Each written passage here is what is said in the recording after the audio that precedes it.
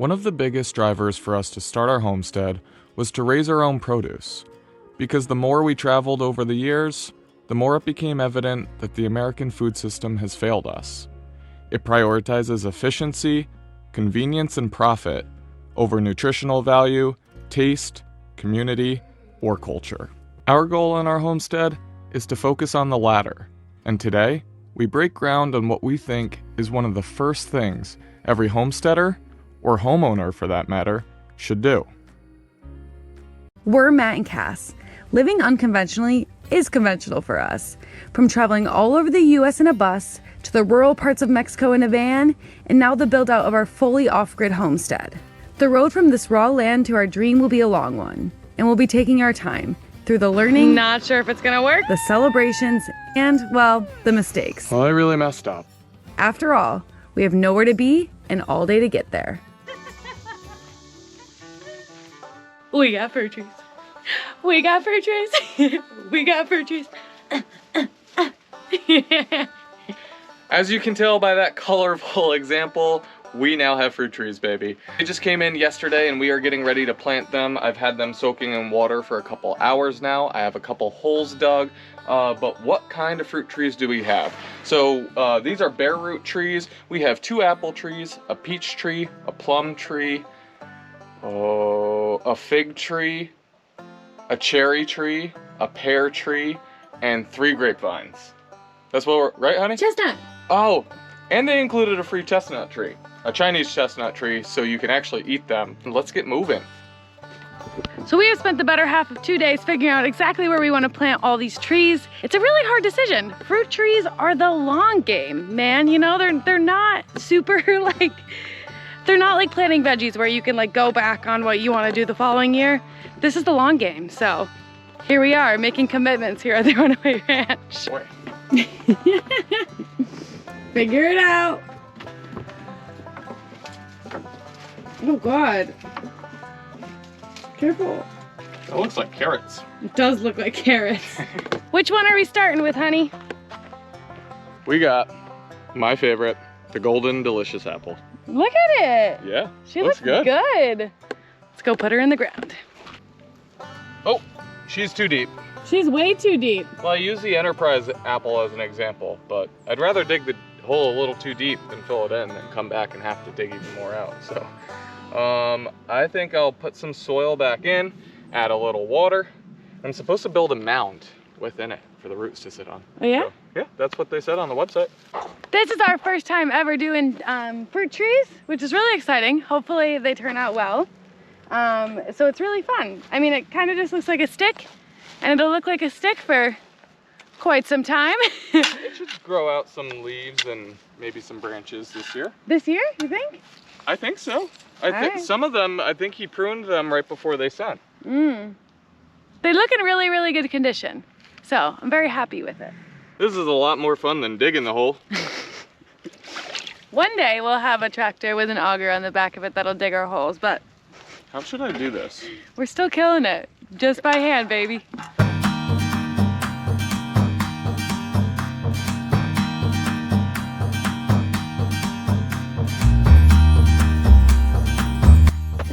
This is our first fruit tree, baby. So exciting. It is so exciting. And it's apple, which is your favorite.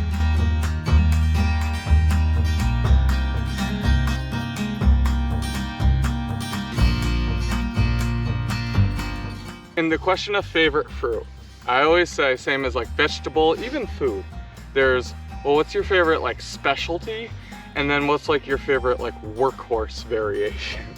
So when it comes to fruit, and workhorse means like multi-purpose, you can eat it forever. Matt wants a breakfast, lunch, and dinner fruit. So yeah, so my workhorse favorite fruit is definitely apples. Whereas my specialty favorite fruit would be mangoes. What about you, babe? I don't know. I don't have favorites. I don't have favorites. I really like mangoes, Okay. but we can't really grow mangoes here. But I really love mangoes. Maybe when we have our geothermal greenhouse. When we have our one day. geothermal greenhouse, maybe. That's distant in the future, that's for sure. But But one my day. brother grows mangoes. Yeah, that's He true. has a mango tree. Go so down we to Florida. go down to Florida and get mangoes. All right, we're getting there. Look how good it looks. So we have the graft union facing north, and that's to protect that rootstock, I believe is what it's referred to as. That is to protect it from the sun. So the sun obviously is traveling south of the plant. So you point that bad boy facing north. We have the native soil back surrounded there. I have a 3 to 4 foot diameter hole dug up, not hole, but I scraped off the grass and everything for 3 to 4 feet around it so that we can put a layer of compost in. And then you can put in cardboard boxes, or you can do mulch on top of that, or a combination of the both. And that is gonna help your plant, obviously the compost for bringing nutrients into the soil and also to promote good like microbes in the soil. Then the mulch and the cardboard will help for water retention and weed prevention so that those weeds aren't stealing your nutrients. And I've also already seen 3 worms near our guy, so. That's some nutritious soil. That's some nutritious soil, baby. We gotta water it first though. Hold the camera, hon. Okay.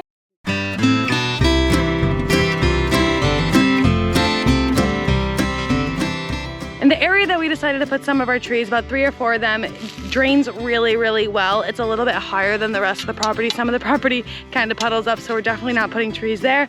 But this spot is really good. The soil is pretty good over here as well. So we feel really confident about this spot. And it actually— this is only one of many spots. But this is only one of many spots, which I love, because why not have more is more, right? That's what homesteading is, more is more. But it actually goes all the way to our house site. So eventually when these guys are big and producing, you will drive down, you maybe can grab an apple on the way to the house. Like, how fun is that?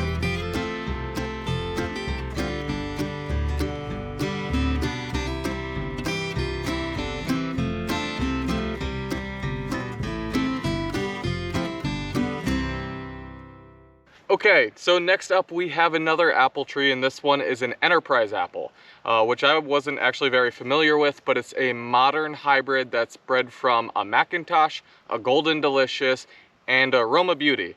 And I like Macintosh apples. I love Golden Delicious apples. Romas are okay, but 2 out of 3, that's a hit. They're supposed to be really, really good producing trees. And as we're planting these trees, I want to give a shout out to our friends over at Food Forest Nursery.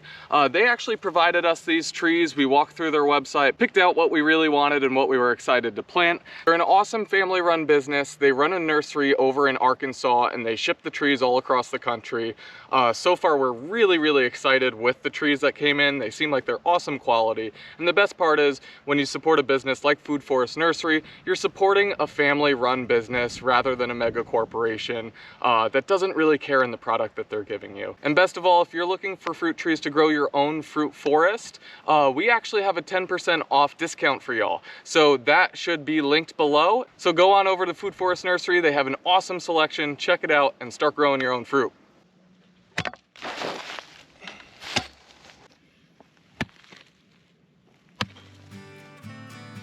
Planting fruit trees can be a funny game to play for people with result-driven personalities like Cass and I.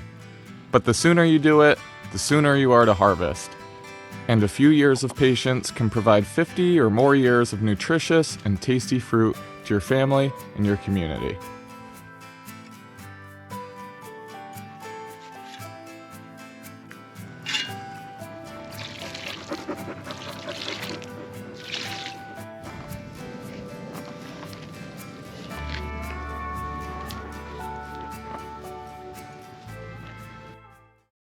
All right, it has been nearly 3 weeks since we planted the trees. And it is a lot different in weather than it was 3 weeks ago. It's been beautiful here. We've been having awesome spring weather, but we have, what, like 3 or 4 days of a cold snap? Cold snap. I'm freezing. Yeah, so for April, for it being 46 as a high, we're not happy about it. We got to cover all of our veggies tonight in the vegetable garden because we might get a little bit of frost, but nothing too bad. But the exciting news is our trees are growing. They're doing so well. Let's check them out.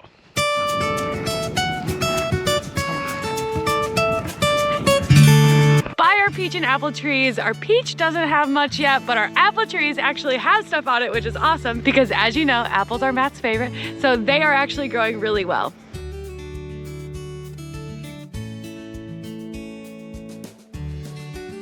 And while those leaves may not look like much, they were literal sticks when we planted them. So we're really excited about those few leaves that are starting.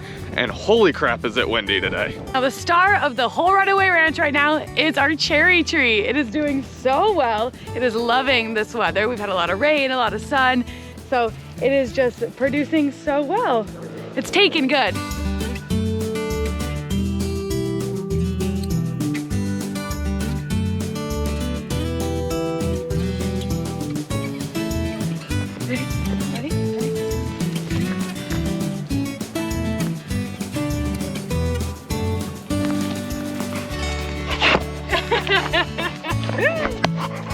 I'm a big boy. Yep. Okay, so our fig and our pear trees are doing great, but we don't need to show you those. Our chestnut trees, it seems like the stems are starting to get a little green, which is exciting. And our plum isn't doing too much yet. So it's the plum and the peach that we're waiting on. But right now we're walking down to what we always refer to y'all as our barn site, because that's where we put our grapes. But now it's the vineyard. That's also where the hillside that we got cleared was. This will kind of give you the layout. The barn, as y'all know, will be down there. The pasture will be over here. And over on this side of me is where we're starting our little grape orchard or vineyard, whatever you want to call it. But you can't really see them from here. There's not much to see yet, but let's check it out.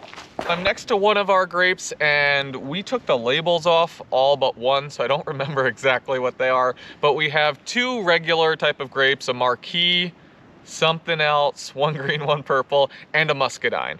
And grapes are kind of special to us because when we had our house down in Chattanooga, Tennessee, we had muscadine grapes. Actually, our neighbor had it established, but let us share with them a huge muscadine or several huge muscadine vines growing down the fence.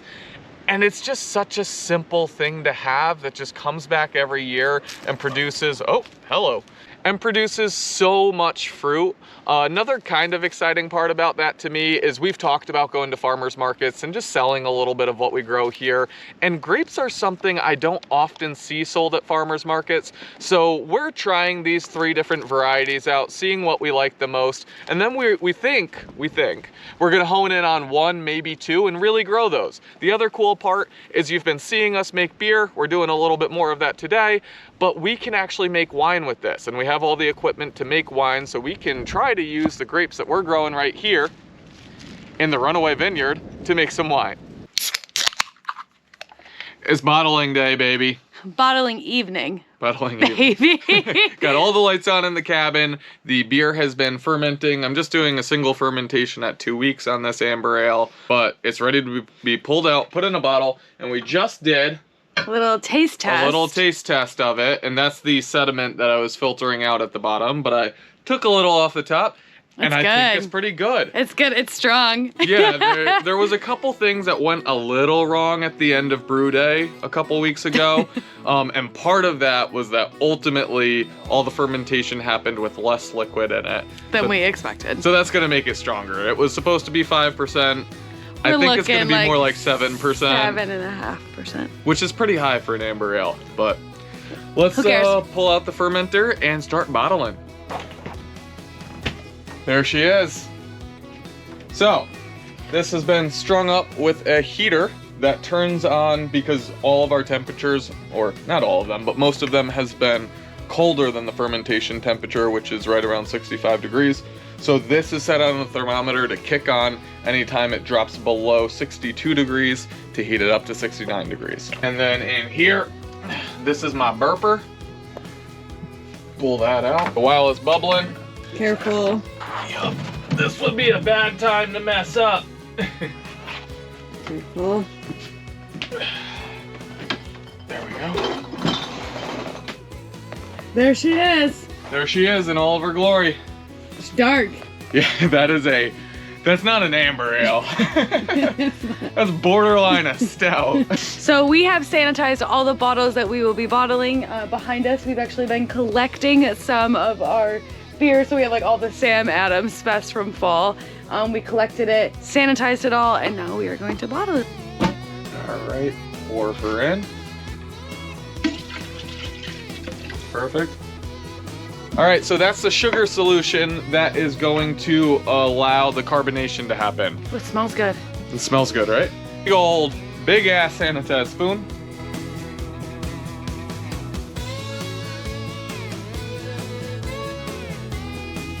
See how it goes. that bottom. First beer, baby. First bottled beer.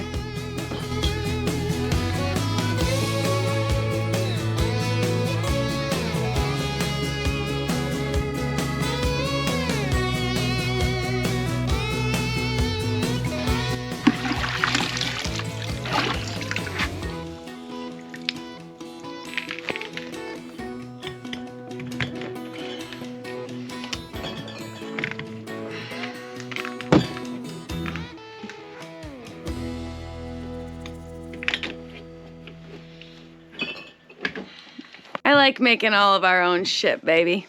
You like it? I do. I like it. Hang on, real quick. I gotta count. 10, 12, 14, 16, 18, 20, 22, 24. Now the next ones are pint bottles. So they're more than a 12-ounce bottle. 14 and 24. So 38, but 14 of those are 16-ounce bottles. So yeah, I estimated that we would get about 42 beers out of this, and that's about spot on. Well, that's it, folks. That's it. We're two hoppy people. We're two happy people. We've been working sun up to sundown. I forget if these sit for a week or two, but we will show you once they're ready. We'll try them out. Cheers, friends. Cheers. Thanks for watching.